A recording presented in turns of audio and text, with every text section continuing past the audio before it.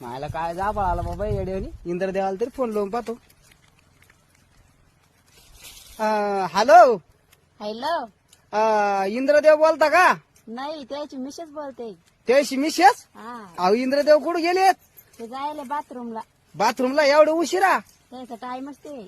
अरे लवकर उठा, जाऊ ना द्यायला. मी काय म्हणतो ऐका ना.